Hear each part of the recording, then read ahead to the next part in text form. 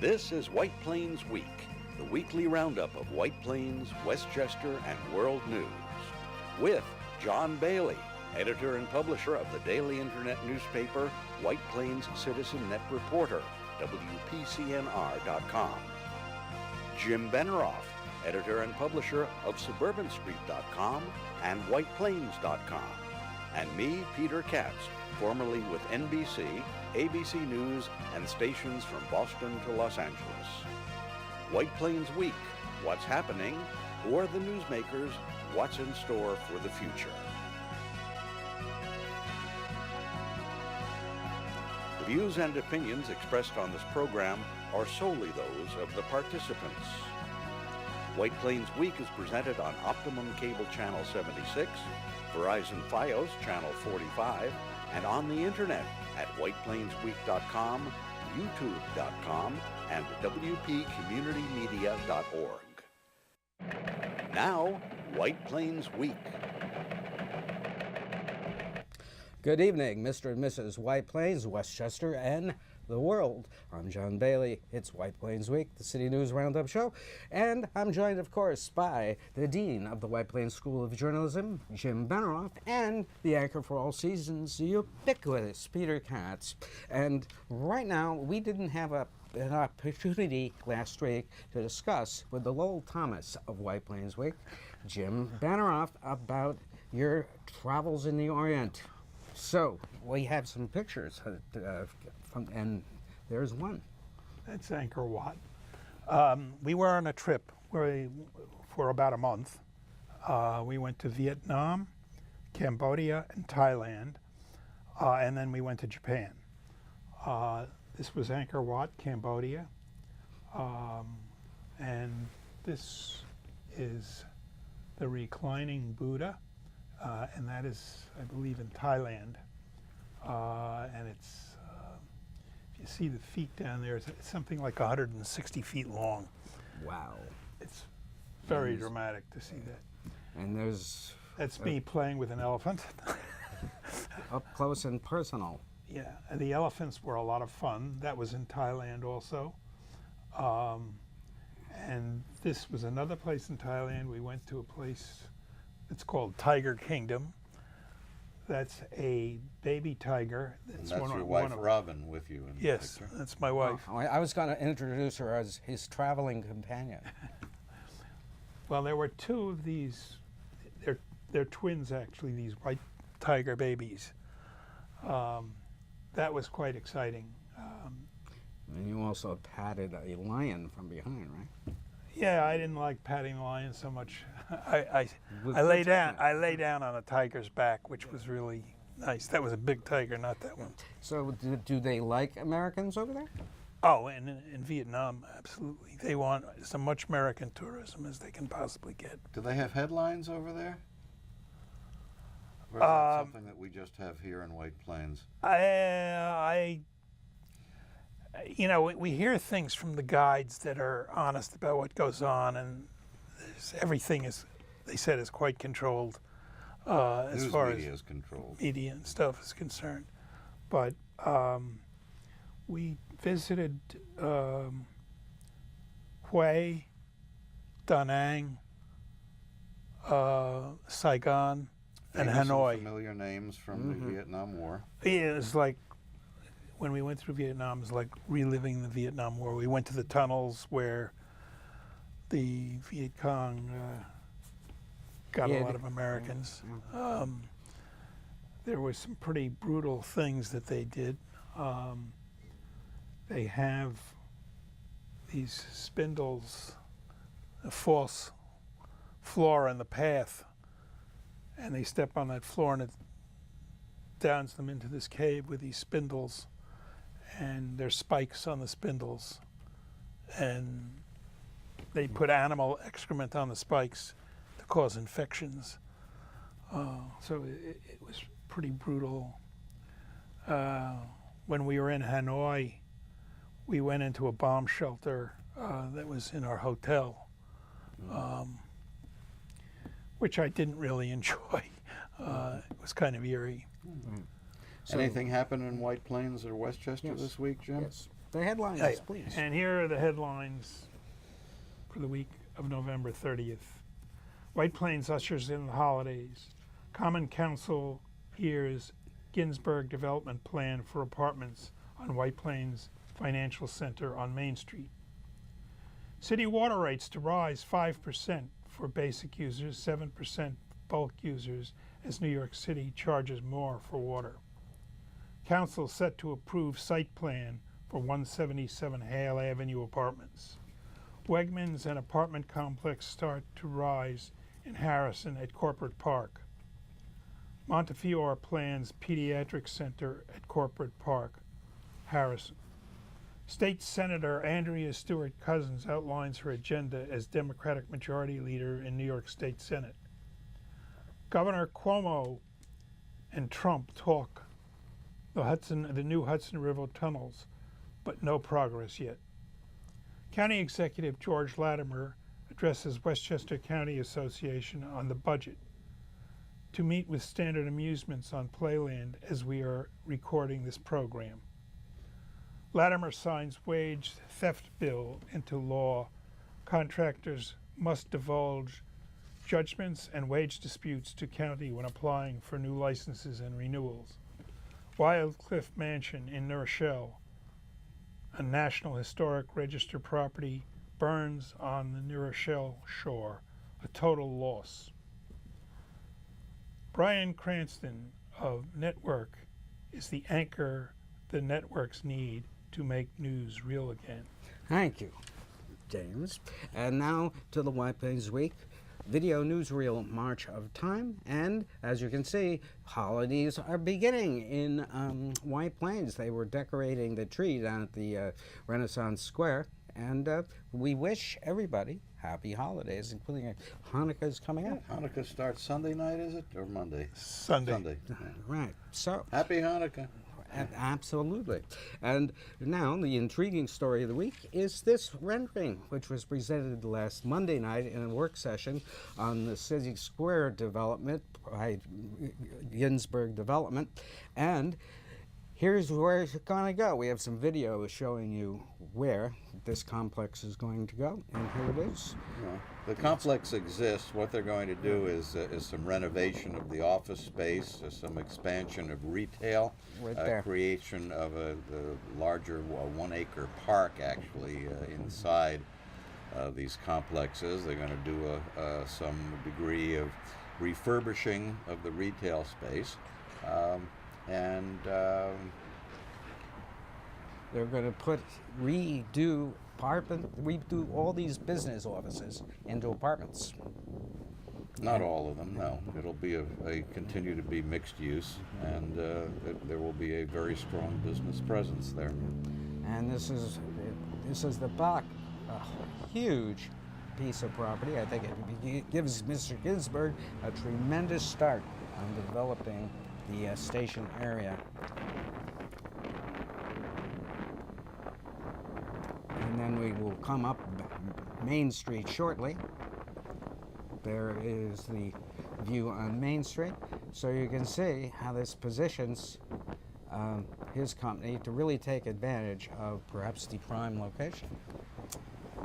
And then we take a look at the Main Street and South Lexington Avenue. There's how close you are to the train, of course. And then pulling back, we'll now take a look at South Lex once more. Well, Ginsburg had purchased the apartment building, which is across from Sears and the Galleria, separately some time ago. So the acquisition of the rest of this, it had been called the Financial Center since its inception, And brings together the entire block as a package. Yes, this brings us back to South Lex. I'm shooting from the Galleria. And then down the street we go, and that is where they will put the bulk of the new retail, which we should have a still coming up on that. And that's the reverse angle of what the original. Yeah, that's the rendering rendering showed. of what they're Yeah. planning to do. Right. And elsewhere around the town, we have Bridgestone has started its demolition behind Mamaroneck Avenue and on the corner of Post Road. That's the way it looked this week.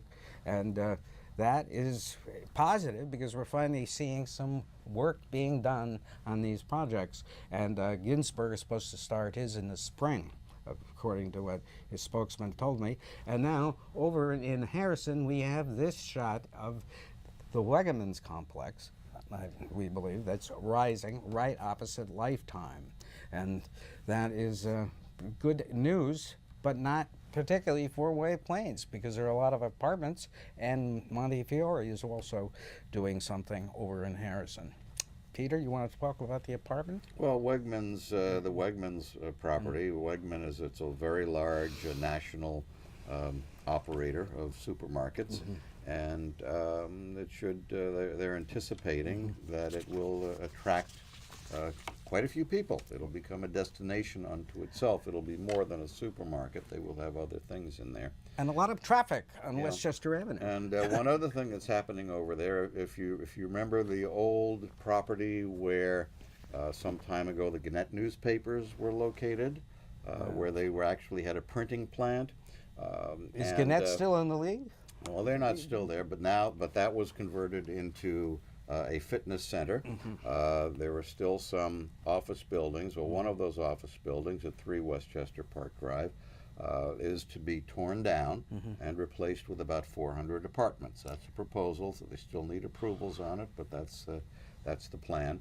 And that actually was where the office of the Westchester County Business Journal, Westchester Communications, was located. Yeah, we have moved now to another location at 701 Westchester Avenue, but that building is destined for replacement with something much, much different.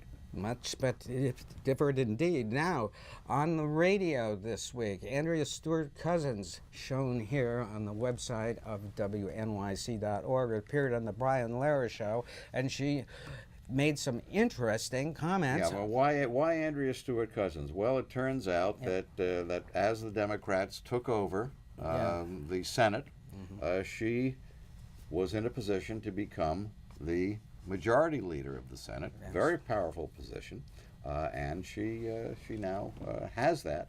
And so she went on. We have interviewed her a couple of times here, and she was hoping to be able to become the leader of the Senate, and now she has, and so now she has outlined some of her agenda, which, John, is... Yes. She wants to initiate discussion of single-payer health care in the state. It's never been done, so she says she's going to initiate that. It's a unique concept. She also wants to eliminate the statute of limitations for sexual harassment, and she is going to examine in committee, probably, the sexual harassment law that was passed to see if no more changes are needed. She wants to get fair share of school aid for school districts. She's going to examine that. And she also wants to codify the tax, what she was talking about on the raise for the state Senate and legislators was that she supports the large pay raise, since there hasn't been one in 20 years, if it is limited to only 15% of the salary can be earned in outside income. It's an interesting position. And she also said she wanted to break new barriers as the new majority leader, but she also said she did not want to be first and only African American majority leader. So she's going to perhaps signal a new direction in leadership. We shall see.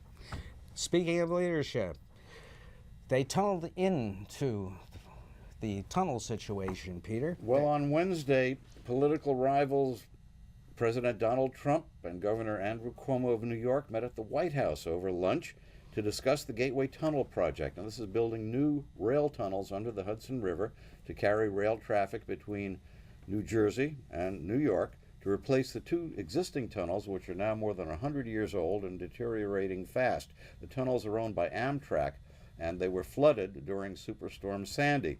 Also at the meeting, Rick Cotton, Executive Director of the Port Authority, Federal Transportation Secretary Elaine Chao, and White House Chief of Staff John Kelly. There had been a deal under the Obama administration for the feds to join with New York and New Jersey in building the new tunnels, but the Trump administration killed it. Now it looks as if it may be revived, because Cuomo says Trump was not only receptive to the idea, but was very interested in other infrastructure projects in New York. We discussed a number of topics, primarily around infrastructure. We discussed LaGuardia Airport, and the president was very interested in LaGuardia and the progress that we've made at LaGuardia and the redesign of LaGuardia. The president was interested in what is a real issue, which is the length of the runway at LaGuardia, which is a relatively short runway and has raised safety concerns before. And we discussed possible ways of lengthening that runway, which would be a very big project. We discussed the Penn Station situation and the progress on the post office train station, the Empire Station, the Moynihan Train Hall, and that was coming along and that would actually be online. And then we discussed the Gateway project. The tunnels themselves, they are inarguably in a state of decay and decline that is troubling and frightening. They're 100 years old. They were filled with salt water from Hurricane Superstorm Sandy. The chlorides that were deposited by the salt water still remain. Once you immerse electric cables and metal conduits and relays in salt water, only bad things happen afterwards. We've taken extensive efforts to try to repair, clean, fix, but just the condition is irreparable at this point. And it is only a matter of time before we have a serious mishap in one of those tunnels where we lose use of one of those tunnels. This is a national issue. New York does not own the tunnels. New Jersey does not own the tunnel. They are federally owned. We would set up a corporation, 3 representatives, 1 from New Jersey, 1 from New York, 1 from the federal government.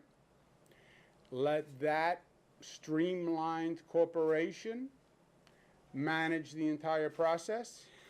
I think it's fair to say that the meeting was a positive meeting.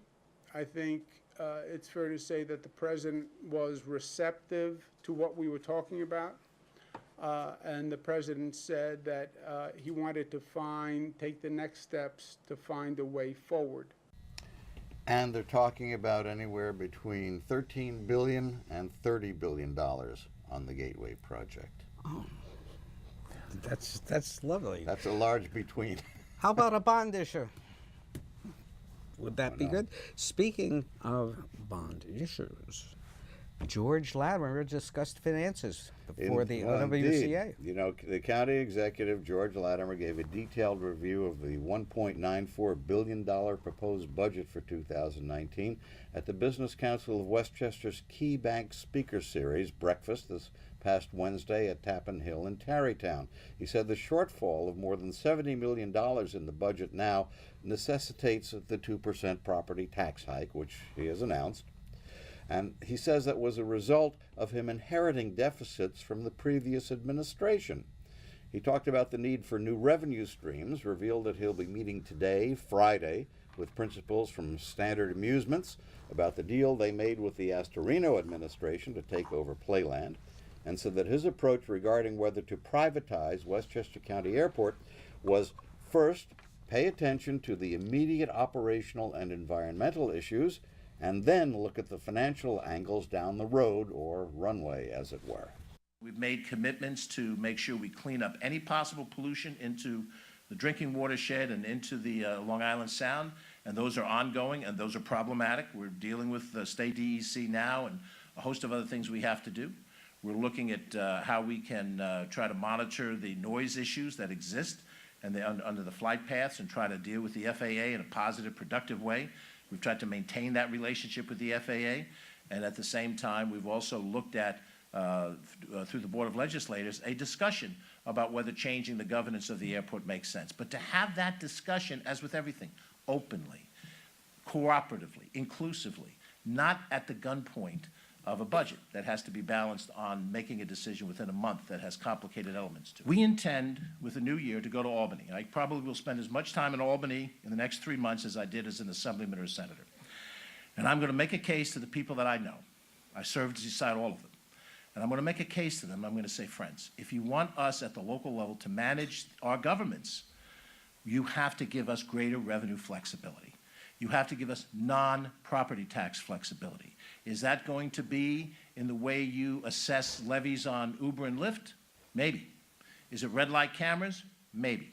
Is it additional sales tax? Maybe. Is it cutting us in on legalizing sports gambling? Maybe. Are you going to legalize marijuana? Maybe.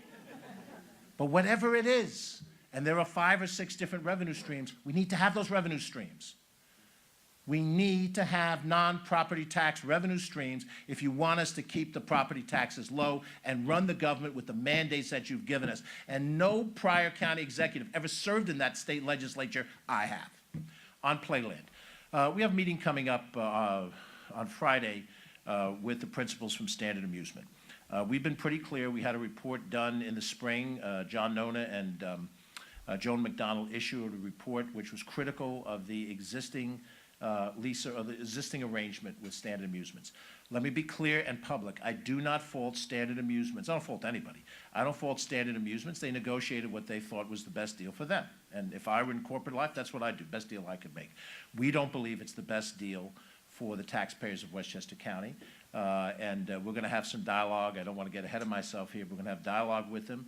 You know, there were rumors we're going to blow the deal up. We're going to go to court and try to, we haven't done any of that stuff. But we think that there's a more stronger role for the county on Playland. I am a traditionalist. I grew up in this county. I went to Playland as a kid long before I moved across the street from it. And I want to see the county have a role, and if we're going to have a relationship going forward, I think it could be recast in a positive light, but those discussions have to happen. And the discussions, well, we don't know what's happening. Could be happening at this we're moment. recording this program, Yes. so tune in next week and maybe we'll know what happened. Well, it seems to me that, see, that report that he talks about that Nona issued with McDonald, well, we haven't really seen that, you know? That wasn't really revealed. Well, they had a news conference on it. Yeah. But be that as it may, that's not all that's been revealed this week. Hey. Let's go to Trump Town. Former Trump lawyer and business associate Michael Cohen has pleaded guilty to lying to Congress about Donald Trump's dealings with Russia. And Cohen confirms that Trump was lying to his supporters, and everyone else for that matter, during the campaign when he denied having any ongoing business dealings with Russia. Cohen admits that they were working on building a Trump Tower in Moscow throughout the campaign, even as Trump was lying and saying he had no dealings going on with Russia. And they had planned to give Russian President Vladimir Putin a $50 million apartment in the Trump Tower, Moscow. Cohen admitted to asking Putin for help in expediting the project. So if you put everything together, what do you have? You have the Russians trying to help get the favored candidate of theirs elected president of the United States. You have the fellow who happens to be the favored Russian candidate trying to get a tower built in Moscow, and you have them offering the president of Russia, who controls everything, a $50 million bribe, basically. Bribe? Could that be a little strong? Paul Manafort, Trump's former campaign manager and now in jail on federal crimes, was spying on special counsel Robert Mueller's investigators for Trump.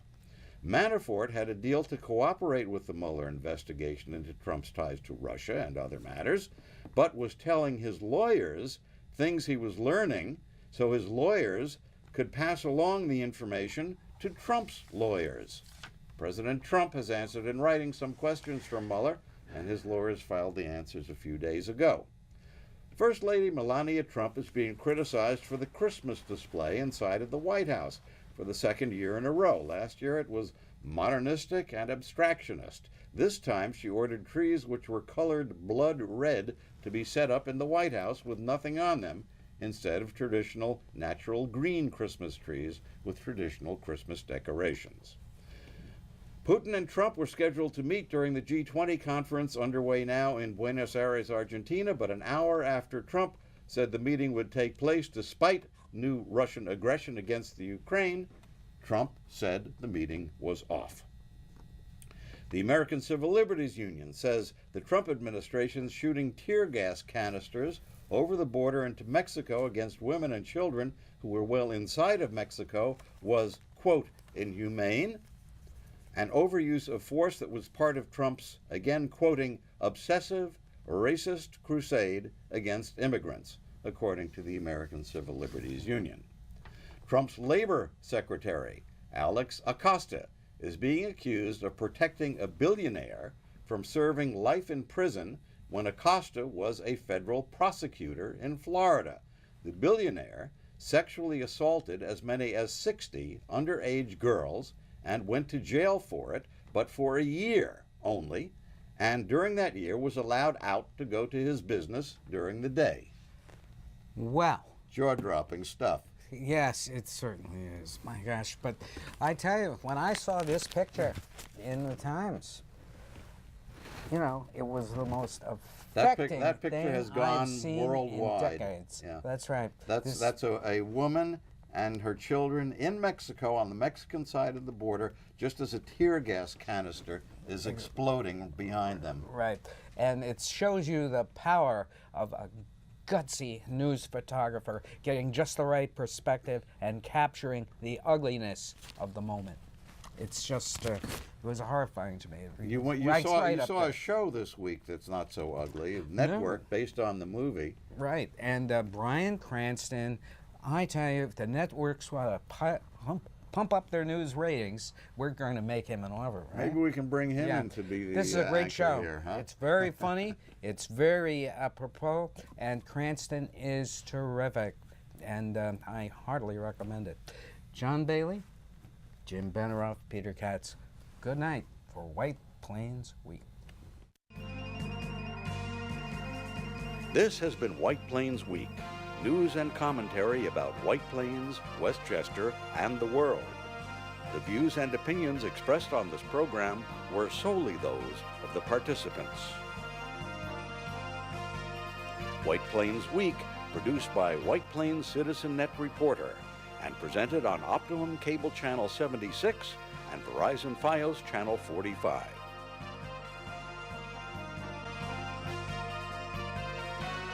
You may view White Plains Week anytime on the internet at whiteplainsweek.com, youtube.com, and wpcommunitymedia.org.